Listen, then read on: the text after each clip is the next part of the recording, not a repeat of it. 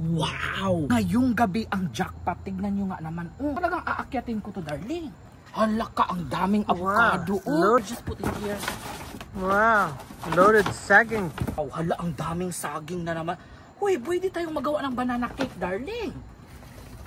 For today's mini vlog, alam kong na-miss ninyo ang aming pagbabalik pamamasura. Tignan nyo nga naman. Kakabalik lang namin guys, pero ito na agad bumungad sa amin. Avocado, saging, salad, at maraming iba pa. Ayan, nakita nyo yan, hinugot ko ang isang malaking bag, punong-puno ng mga saging. At hindi lang basta-bastang saging guys ha. Kung mapapansin ninyo, parang wala mang problema dito guys. No? Yeah, di pa nga, totally hinog eh. May mga bags and bags of patatas. Alam nyo, tinatapon nila yung patatas na yan guys. Dahil may kunting gisi lang siya. Yes, you heard it right. Konting punit lang niya guys, tinatapon na kaagad nila yan. At nung kinalkal ko pa itong malaking box na ito guys, tignan nyo. 'Di ba? May green pa yung saging. Bakit naman itatapon kung ako yan ha, ang store owner, hindi ko yan itatapon. Sinimutan ko pa talaga kung baka nanimaho na yan. Pero guys, wala talaga akong nakita. Siguro yung nagtapon nito guys, no, sabi siguro niya sa sarili niya ay hindi ko na ito itatapon. Hindi ko na ito pipiliin. I mean, yung mga daot, sa hindi daot. Talagang sinama na niya yung mga hindi daot. O 'di ba? Happy naman ako. Siguro yung manager din siguro naisip niya na ay ayan, sige itapon ko na lang ito. Itapon mo na yan kasi alam ko may namamasura dito. Ibigay na natin yan sa kanila. Kawawa naman. Tingnan nyo guys, oh. Tingnan nyo, may konting gisi lang, di ba? Ayan, puno na yung... Oh, puno na kaagad, guys. Wala pang 2 minutes. Wala pa. 1 minute kapin pa lang. Sabi ko kay Jan, ilagay mo na yan doon sa sasakyan. In kaso may mga dumating na mga magbabasura, aalis na lang tayo.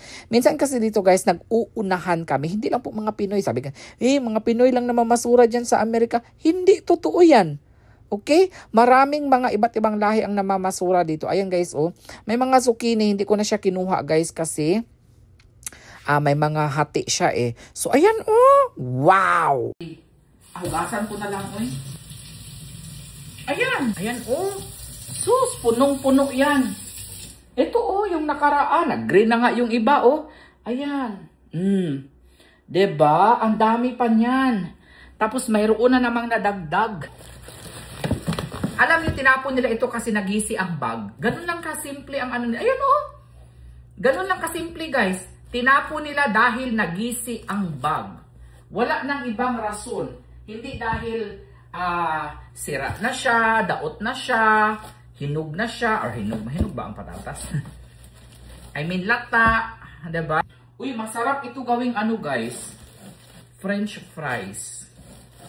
Home fries. Minsan gumagawa siya dyan ng french fries, yung nilalaga niya muna, tapos after niya, isa-slice niya, and then, after niya, i-freezer niya na lang. Matagal maubos.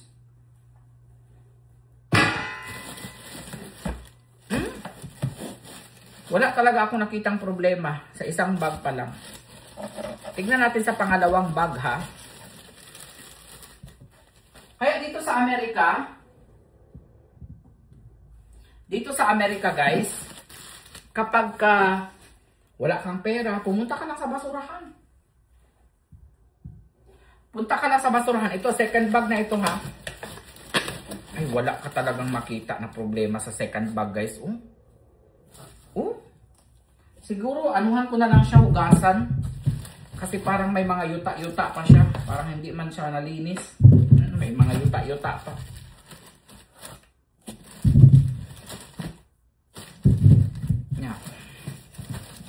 Tapos may mga nakuha ako na avocado.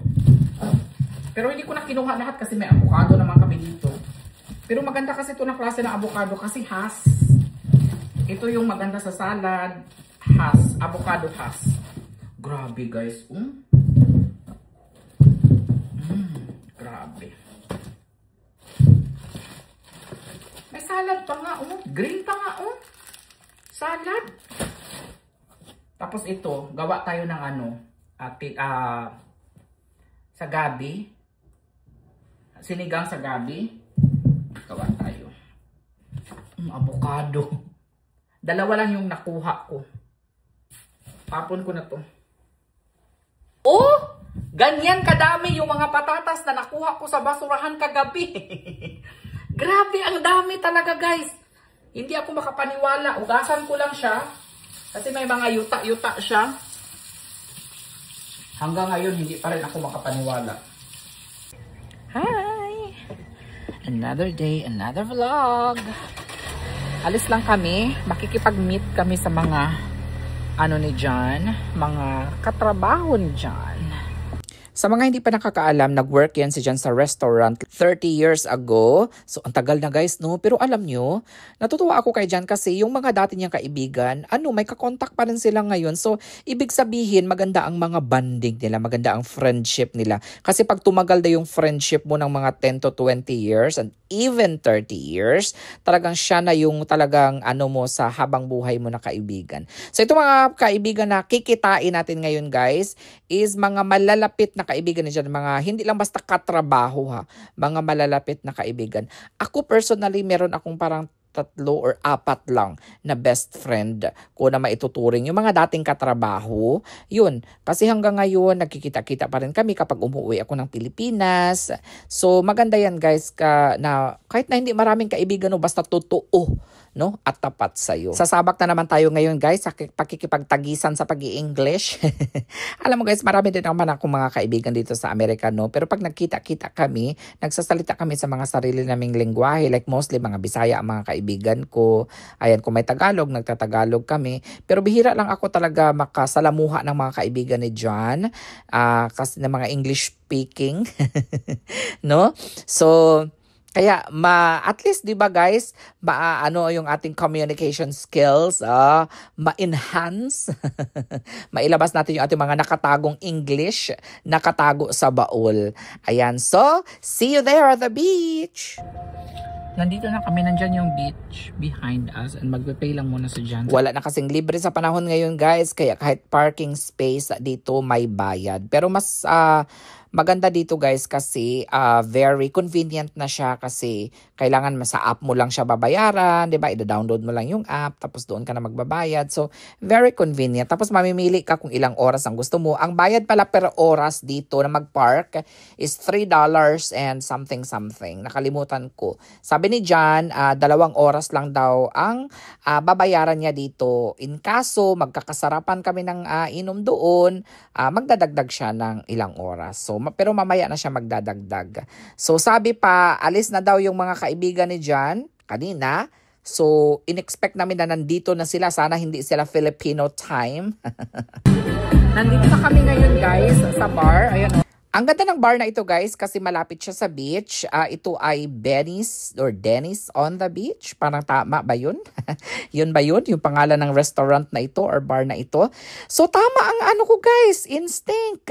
Wala pa sila. Parang Filipino ata itong aking katagpuan ngayon. Ang aming mga ka-meet up ngayon. Wala pa sila. Nauna pa kami ni John. Yung isa daw nakasama is nagbabike pa daw papunta dito. At yung isa naman ay paalis pa lang. Sorry guys ha, may nagsabi pala na, Johannes, ang likot-likot ng iyong camera. Pasensya na kayo guys. Ayan, binigyan ako ng menu ni John. Sabi ko, ay sige, mag-order na lang ako kasi hindi pa ako nagla-lunch.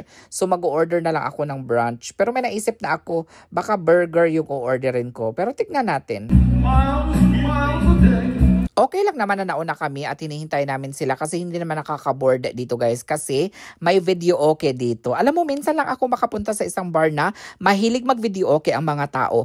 Alam mo, nagpalista si John kasi kakanta din kasi si John guys. Imagine, pang number 23 si John. Makakakanta pa kaya siya nito sa dami? Baka naman mag-expire na yung ating parking.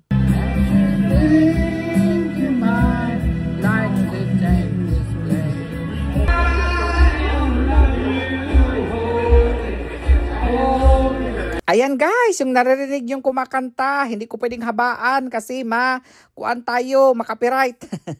Kumakanta na si John guys ng Holy. Nakalimutan ko lang kung sinong singer niyan guys.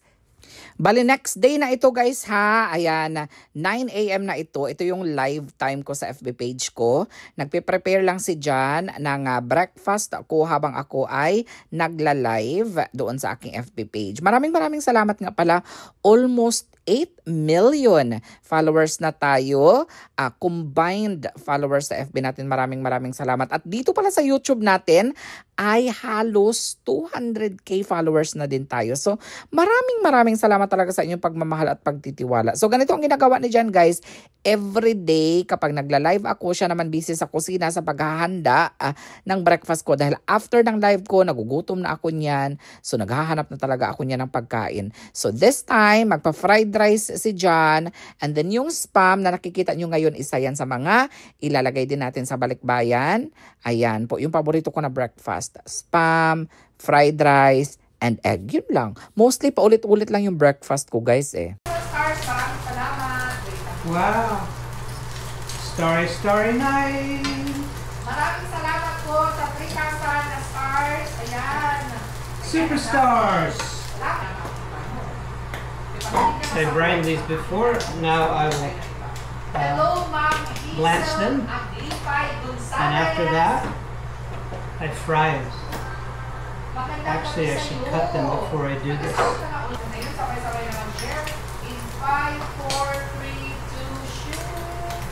Same pa rin na tanong, pero huwag kayong mag-ano. Pero huwag answer dito sa live. Kasi,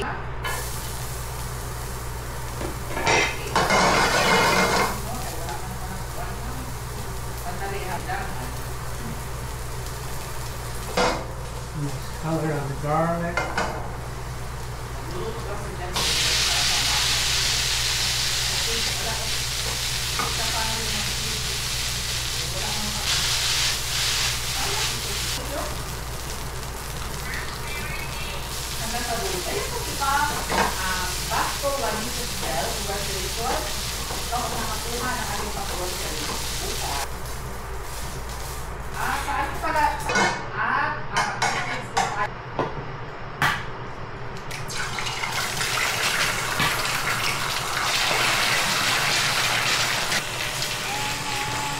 sa mga hindi nakakaalam guys, yung salt and pepper condiment na yan, yung ginamit ni Jan guys, nakuha po namin yan sa pamamasura namin. Sobrang ganda, hindi na nga namin ginagamit yung sa amin na luma eh. Kasi mas maganda pa itong bago na nakita namin sa basurahan. Oh.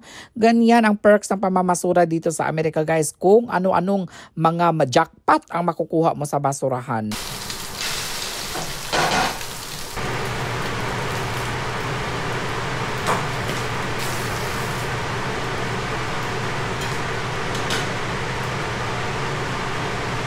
Johannes' breakfast.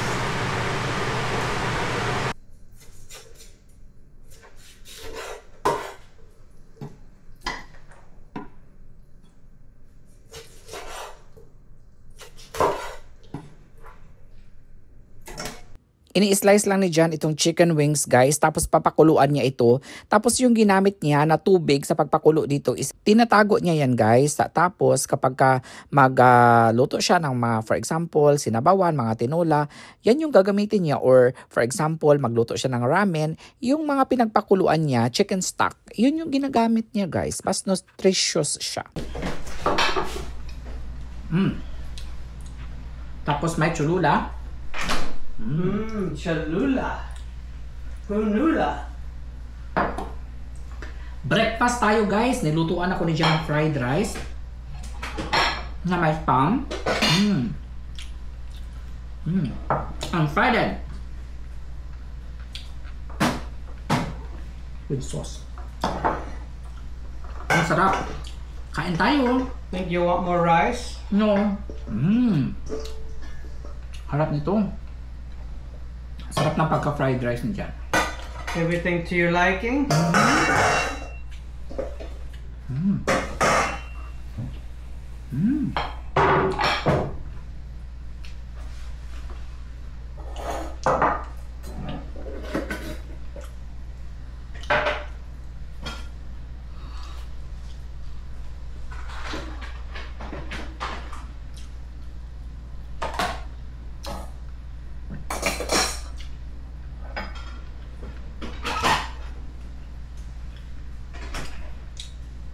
Maglilinis lang ako ng grill natin guys kasi madumi na siya.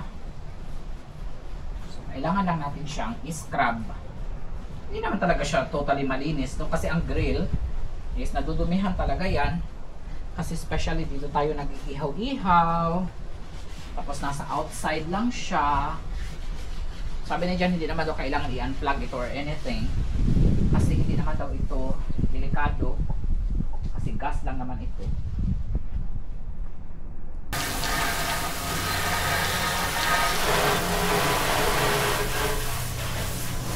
Good afternoon. Ayan. Kalat pa rin ang table ko guys. Pagpasensyahan nyo na yan.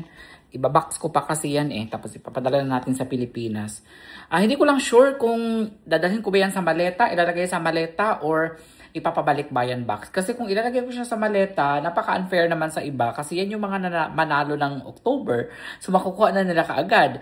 Yung napadala ko last time, yung mga nanalo ng September, hindi pa nila makukuha. Mauuna yung October. So sabi ko ay ipapadala ko na lang siguro yan sa sa balikbayan na lang para fair sa lahat ba.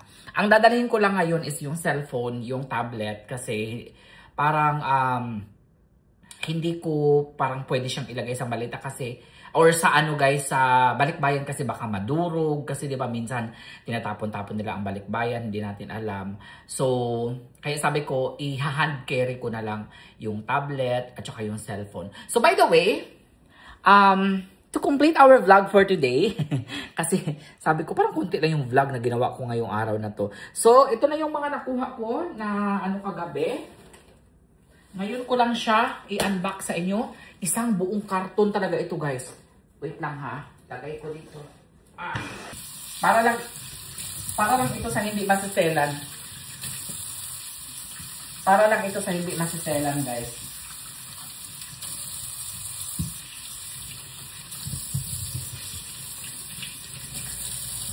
Dito tayong gumawa ng mga kaldereta, mga afritada, di ba? Kailangan niya ng patatas.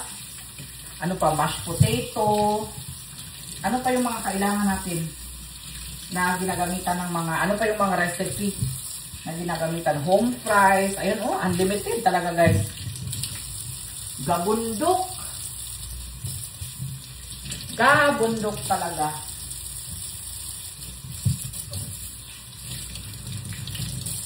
Yan.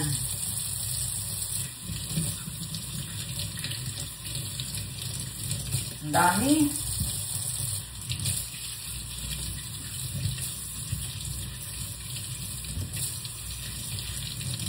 Wow, wow, wow, wow. Paanuhin ko lang to, pamalahin.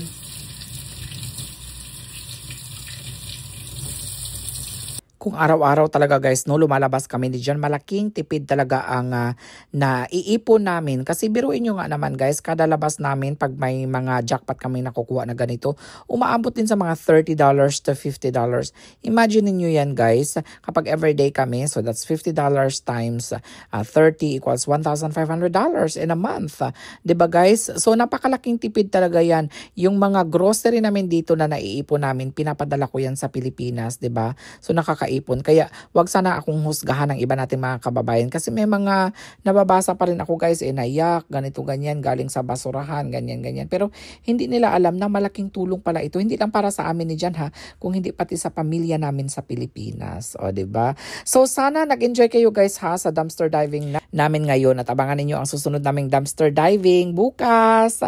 Ano na naman kaya ang jackpot na makukuha natin? Sana makakuha tayo ng mga chocolates or iba't ibang gamit, accessories na pwede nating madala sa Pilipinas dahil ilang araw na lang travel na tayo sa Philippines. Sino ang excited sa mga Philippine vlogs natin? Ako excited ako sa Philippine vlogs kasi mas marami kasi akong maipapakita sa inyo sa Pinas guys, kagaya ng pangingisda, pagpa-farming. Dito kasi is very limited lang guys eh. So alam nyo, kanina pa ako nakahilata doon sa kwarto. Nanood kasi ako ng Netflix. And then hindi ko na namalayan na madilim na pala sa labas. So wala na akong kanin. Magluto lang tayo ng rice. Ito yung galing sa dumpster na rice. Jasmine. Ayan.